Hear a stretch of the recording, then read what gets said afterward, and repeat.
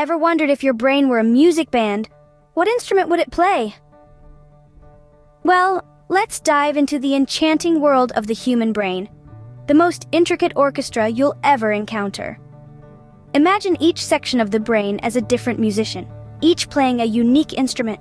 The frontal lobe, like a pianist, manages our emotions and judgments. The parietal lobe, the violinist, processes sensory information like touch and taste. The temporal lobe, the drummer, is in charge of our hearing and memory.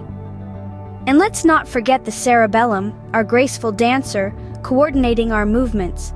But it's not just about the individual musicians, is it? It's about the symphony they create. Our thoughts, our memories, our actions, they're all the result of this beautiful symphony, this intricate interplay of different sections of the brain, each contributing its distinct notes. This orchestra doesn't just play music, it creates it, shapes it, and conducts it.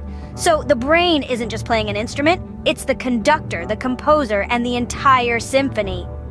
Did you know your brain is more powerful than the world's most powerful supercomputer? And it doesn't even need a software update every other week. Now, imagine a supercomputer.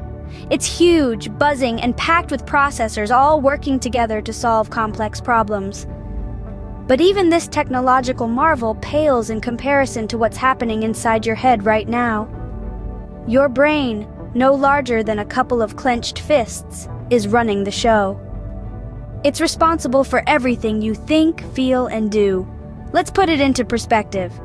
The world's most powerful supercomputer can process quadrillions of operations per second. That's a lot, right? But your brain, it can process information faster than the blink of an eye, and it doesn't even break a sweat. But the brain's prowess doesn't stop at sheer processing power. It's also a master of creativity and adaptability. Unlike a supercomputer, which strictly follows programmed algorithms, your brain can adapt to new situations, learn from past experiences, and dream up ideas that have never existed before. And the best part?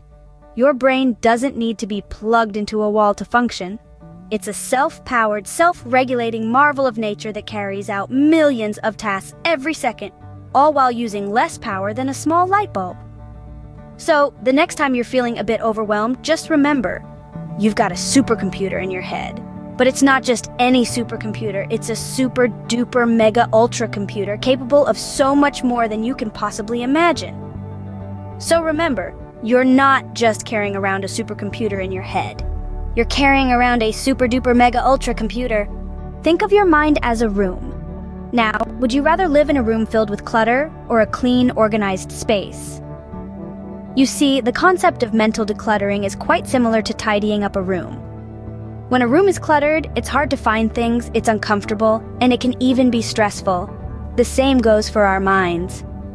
When our minds are cluttered with unnecessary worries and negative thoughts, it's hard for us to focus, to be productive, and to enjoy life. Just as we regularly clean our rooms, it's important to regularly declutter our minds. This doesn't mean we should avoid or suppress negative thoughts and feelings, but rather, we should acknowledge them, understand them, and then let them go.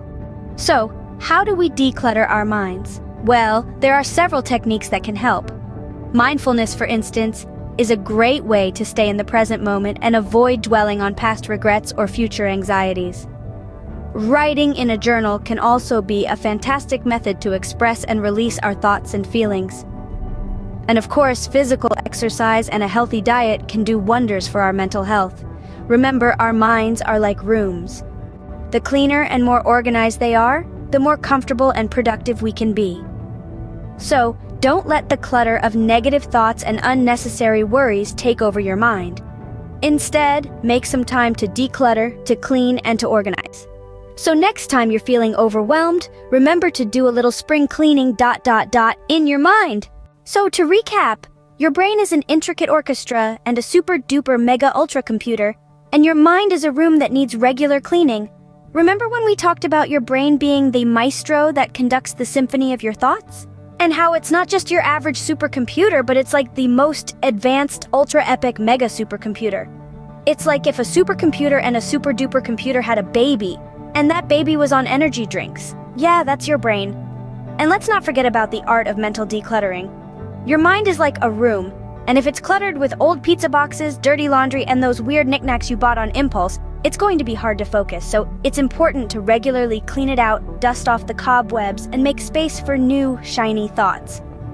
And that, my friends, is the power of the brain and the art of mind cleanliness. Remember, you're in charge of a supercomputer and an orchestra, so keep it clean and let it play its symphony.